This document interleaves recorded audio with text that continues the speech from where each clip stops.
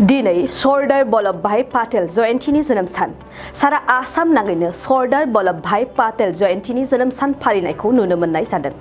बेबायदिनो क'क्राझारावबो सरदार वल्लभ पाटेल जयन्तीनि जोनोम सानजों लोब्बा लाखिना राष्ट्रीय एकता दिवस एबा नेशनेल यूनिटी डे फालिनाय जादों।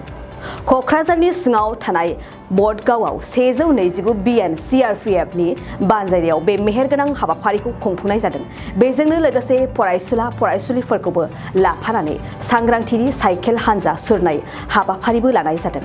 हाबाफारिखौ बानजायनानै बडगाव 129 BN CRPF नि डेपुटी कमान्डार रबि मिश्राया खौरांगिरिनि सिगाङाव मा फोरमायखो फै जों आबुङै मिथिनानै लानि।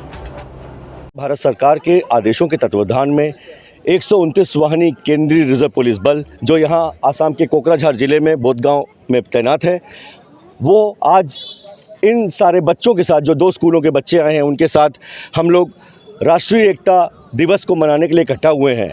ये लौह पुरुष डॉक्टर सरदार वल्लभ भाई पटेल जी का जन्म जयंती है और आज़ादी के अमृत महोत्सव के उपलक्ष्य में आज के दिन ये सारे बच्चे यहाँ की आसाम की जो पब्लिक है उसको ये अवेयरनेस दे रहे हैं कि जो हमारे देश के पहले होम मिनिस्टर थे उन्होंने कैसे देश की एकता को बनाए रखा और आज भारत दुनिया के बहुत ऊंचे मुकाम पे पहुंचता जा रहा है। ये बच्चे दुनिया का भविष्य हैं, देश का भविष्य हैं और ये बच्चों को अवेयरनेस के लिए और पब्लिक को अवेयरनेस के लिए हम ये आज साइकिल मार्च निकाल रहे हैं, जिसमें हमारा जो प्रिंसिपल साहब हैं और हमारे CRPF के जवान हैं और हमारे 2 स्कूलों के बच्चे वो सब शामिल हैं।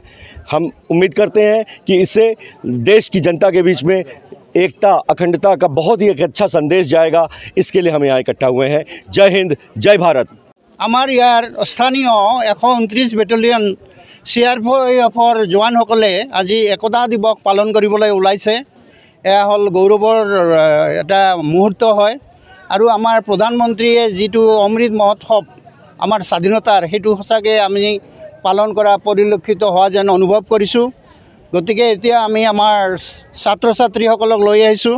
এতিয়া আমি অলপ পিছতেই আমি চাইকেল ৰেলী আৰম্ভ কৰিম আৰু কিছু সময় পিছত আমি এনেকৈ বাটেদি গৈ থাকি আমাৰ আজিৰ এই যাত্ৰাৰ যিটো সৌষ্ঠৱ আমি বৰ্ধন কৰিম। ধন্যবাদ। फोरोंगिरि मावनो गोसो जानाय बिजाथिफोरनि थाखाय गोजोनथाव खौरां। बाक्सा जिल्लानि सालबारियाव थानाय गुड शेफार्ड नेशनेल स्कुलाव गोबां फोरोंगिरिनि गोनांथि जादों। बे फरायसालियाव गाहाय फोरोंगिरिजों लोगोसे आखान्थि फोरोंगिरि आरो साबा आयदा फोरोंगिरिफोरनि गोनांथि जादों। फोरोंगिरिफोरनि मासिखौ बिजाथिफोरनि गेजेराव आनजाद लानायनि गेजेरजों थिसननानै लानाय जागोन। गाहाय फोरोंगिरि मासियाव एप्लाइ खालामनो थाखाय बिजाथिफोरा MA, MSc, BEd डिग्री लानाय इंराजि रोंगौथि गोनां लोगोआव 5 बोसोर गाहाय फोरोंगिरि महरै मावखांनाय रोंगौथि थानाय जानांगोन। गाहाय फोरोंगिरिनि दान बान्थाखौ 14 निफ्राय 20 रोजानि गेजेराव होनाय जागोन। बेजों लोगोसे विज्ञान फोरोंगिरि, इंराजि आयदानि फोरोंगिरि, विज्ञान आयदानि फोरोंगिरि, हिन्दी आयदानि फोरोंगिरि आरो सासे हस्टेल फोरोंगिरिनि गोनांथि। बेफोर आयदा फोरोंगिरिनि थाखाय गोसो गुदुं बिजाथिफोरा एप्लाइ खालामनोब्ला विज्ञान फोरोंगिरिनि थाखाय बिजाथिया MSc आरो BEd डिग्री लानाय जाथारनांगोन। बेनि दान बान्थाखौ 10 निफ्राय 15 रोजानि गेजेराव होनाय जागोन।